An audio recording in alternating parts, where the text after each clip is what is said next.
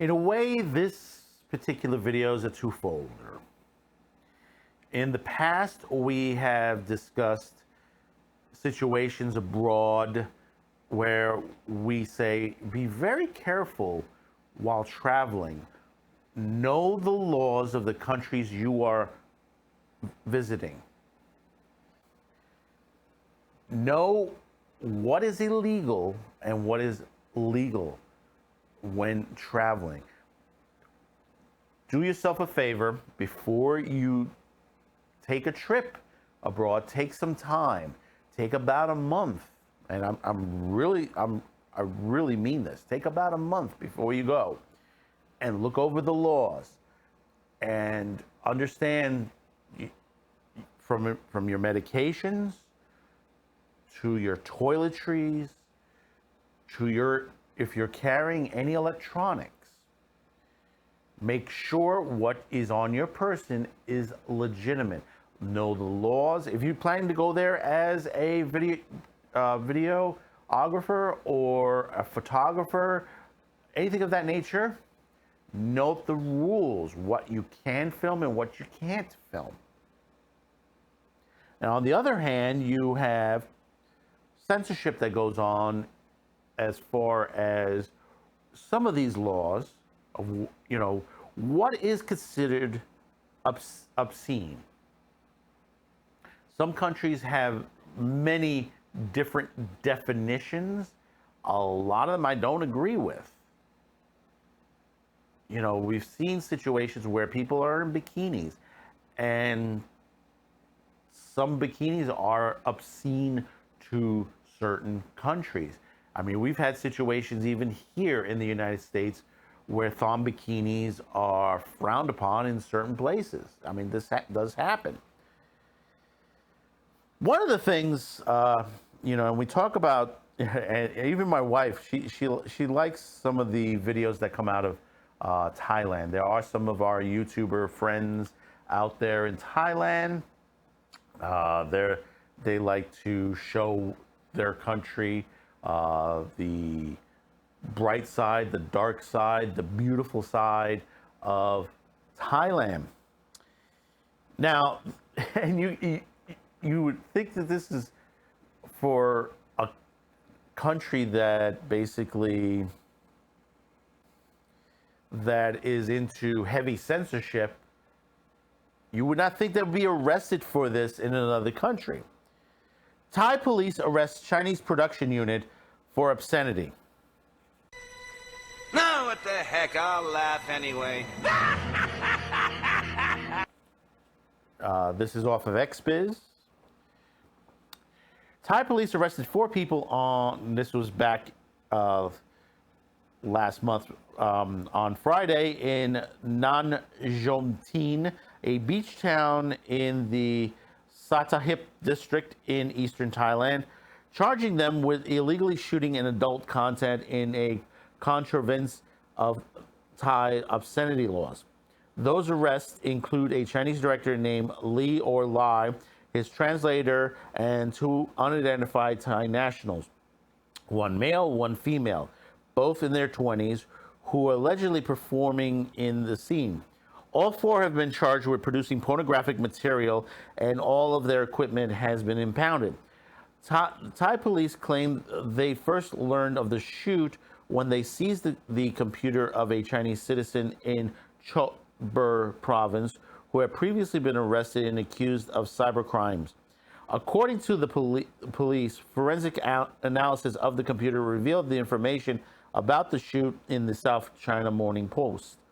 We received the information from a group from China who were filming obscene movies in the Patana Thai and Bangkok area. Royal Thai Police Chief Police Lieutenant General, and sorry if I pronounced this incorrectly, Kornchai Kalilung told that, adding that the police obtained a search warrant after investigators found that the group had rented a pool villa in Sattahip. Making, producing, possessing, importing, exporting, or distributing pornographic for commercial purposes, for distribution, or for public display is a criminal offense in Thailand. punishable up to 3 years in prison and a $60,000 baht, which is about approximately about 1,700 in U.S. dollars. A different statute, the Computer Crimes Act, also bans bringing pornography into a computer system, and the contravention can result in a 5-year prison sentence or a 100,000 baht, approximately $2,800 US. And remember what we said before about what is on your phone, your laptop. You got to be careful on that. If you have anything that seems to be obscene, remove it before you go overseas. As more Thais have opened 5, 4, 3, 2, 1. As more Thais have opened OnlyFans account to support themselves during the pandemic, legal experts in the Southeast Asian kingdom have recently warned about the uncertain status of content produced given the country's notoriety harsh obscenity laws. As pornography is considered by law to be a disruption to peace in society, anyone can file a complaint with the relative authorities, the Bangkok Post recently. In early 2020, Thai authorities and publicly shamed an American man and his Hungarian partner in Thailand for overstaying in the country, publishing pornography, and working without a permit, spotlighting a little talked about issue among self-producers, the dangers of shooting pornography while traveling as a tourist. Later that year, following a military coup, the Thai government announced it was adult content and banning access to Pornhub, of one of the nation's most visited sites. I've had friends who've been in Thailand, and I'll tell you, you have to be careful as a tourist, especially if you're going to go film. You have to make sure you have all the permits. You have to make sure that you're within the obscenity laws. A bikini, filming a girl in a bikini, can send you to jail. Understand that. This is the things that are going on there. This is a place that, bans Pornhub, bans pornography, doesn't want anything pornographic done in their country or shown. And it's funny that this is Chinese citizens filming pornography, whereas in China, pornography is frowned on as well. So it's showing you that basically there are those out there fighting the good fight, producing, film, pornography, animation, stories, that they're creating stories that go against the rule of law in their own country, and to keep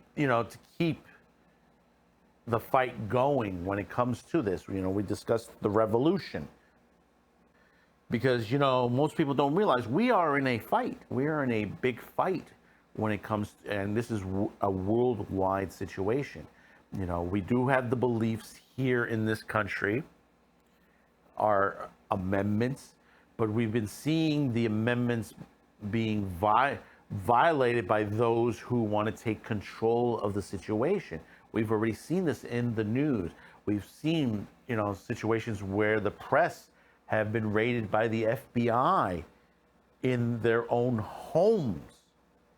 Think about that for a minute. A violation of the freedom of speech and freedom of the press violated in this country by the people who we put in office, and the people who are there to protect our laws and to enforce our laws. And they allowed this to happen. What more to come? And this is why I say, November's around the corner. And, people are saying, we have to get out and vote, and this is correct. You need to get out and vote, but also know who you're bringing into, that you want to vote for, that you want to bring into office.